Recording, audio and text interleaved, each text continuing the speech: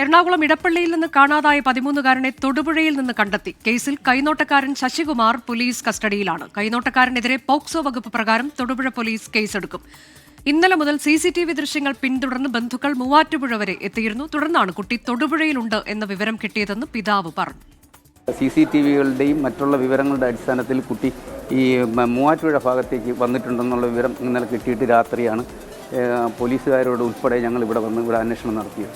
അപ്പോൾ ഈ കുട്ടി കൈവശം വെച്ചിരുന്ന വേറൊരാളുണ്ട്. അയാൾ ഇന്ന് രാവിലെ പുലർച്ചെ ഒരു 6:30 മണിയോടുകൂടി എന്നെ വിളിച്ചിട്ട് പറഞ്ഞു, കുട്ടി എൻ്റെ അടുത്തുണ്ട്, ഞാനൊരു ഇങ്ങനെ ഉള്ള ഒരാളാണ്, പിന്നെ അതുകൊണ്ടിട്ട് നിങ്ങളിവിടെ വന്നാൽ മതിയെന്ന് പറഞ്ഞു. അപ്പോൾ ഞങ്ങൾ ഉടൻ തന്നെ എളമങ്ങര പോലീസ് സ്റ്റേഷനിൽ വിളിച്ച് വിവരം പറഞ്ഞു. അവർ തൊടുപുഴ സ്റ്റേഷനിൽ അറിയിച്ചിട്ട് ഇവിടുത്തെ സാറന്മാരും ഞങ്ങളും കൂടി പോയാണ് കുട്ടിയെ ബസ് സ്റ്റാൻഡിൽ നിന്ന് ഇയാളോടുകൂടി വാങ്ങിയത്. രാഹുൽ വിജയൻ വിശദാംശങ്ങളുമായി. രാഹുൽ, കൈനോട്ടക്കാരനാണ് നിലവിൽ പിടിയിലുള്ളത്. പോലീസ് എന്തൊക്കെ കാര്യങ്ങൾ ഔദ്യോഗികമായി സ്ഥിരീകരിച്ച് നമ്മളോട് വ്യക്തമാക്കിയിട്ടുണ്ട്? അനുജ, ഇന്നലെ വൈകിട്ടാണ് തൊടുപുഴ ബസ് സ്റ്റാൻഡിൽ ഈ എടപ്പള്ളിയിൽ നിന്ന് കാണാതായ 13 വയസ്സുകാരൻ ബസ് ഇറങ്ങുന്നത്. അപ്പോൾ തന്നെ ഈ കൈനോട്ടക്കാരന്റെ മുൻപിലാണ് പെടുന്നത്. കൈനോട്ടക്കാരൻ ആ കുട്ടിയോട് കാര്യങ്ങൾ ആദ്യം ചോദിക്കുന്നു. അതിനുശേഷം ഈ കുട്ടിയെ കൂട്ടിക്കൊണ്ട് വീട്ടിലേക്ക് പോവുകയായിരുന്നു എന്നുള്ളതാണ് പോലീസ് പറയുന്നത്. രാവിലെ വരെ ഈ പോലീസ് ഈ കൈനോട്ടക്കാരൻ ശശികുമാർ ഈ കുട്ടിയെ കസ്റ്റഡിയിൽ വെക്കുകയും ചെയ്തു. ദേഹോപദ്രവം ഏൽപ്പിച്ചിട്ടുണ്ട് എന്നുള്ളതാണ് പോലീസിന്റെ കണ്ടെത്തൽ. ആ കുട്ടിയുടെ മുഖത്ത് അടിക്കുകയും ചെയ്തിട്ടുണ്ട്. അതുകൊണ്ട് തന്നെ പോക്സോ വകുപ്പുകൾ പ്രകാരം കുട്ടിക്കെതിരെ കേസെടുക്കും എന്നുള്ളതാണ്.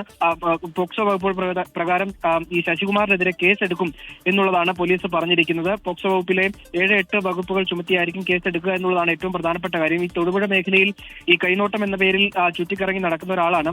ഈ ആളിനെ പറ്റി അത്ര നല്ല അഭിപ്രായമല്ല ആളുകൾക്കുള്ളത് എന്നുള്ളതാണ് വളരെ പ്രധാനപ്പെട്ട കാര്യം. എന്തായാലും ഇന്ന് രാവിലെ വരെ ഈ കുട്ടിയെ കസ്റ്റഡിയിൽ വീട്ടിൽ പാർപ്പിച്ചതിന് ശേഷം ഈ ശശികുമാർ രാവിലെ പോലീസിനെ ഈ കുട്ടിയുടെ ബന്ധുക്കളെ വിവരം അറിയിക്കുകയായിരുന്നു. ബന്ധുക്കൾ പോലീസിൽ അറിയിച്ചതിനെ തുടർന്നാണ് പോലീസ് ഇയാളുടെ പക്കൽ നിന്ന് ഈ കുട്ടിയെ കണ്ടെത്തുന്നത്. തുടർന്ന് ഇയാളെയും കസ്റ്റഡിയിൽ എടുക്കുകയാണ് ചെയ്തത്. ഇപ്പോഴെന്തായാലും ഈ ശശികുമാർ പോലീസ് കസ്റ്റഡിയിലാണ്. ഉടൻ തന്നെ അറസ്റ്റ് ഉൾപ്പെടെയുള്ള കാര്യങ്ങളിലേക്ക് നീങ്ങും എന്നുള്ളതാണ് അറിയാൻ കഴിയുന്നത്.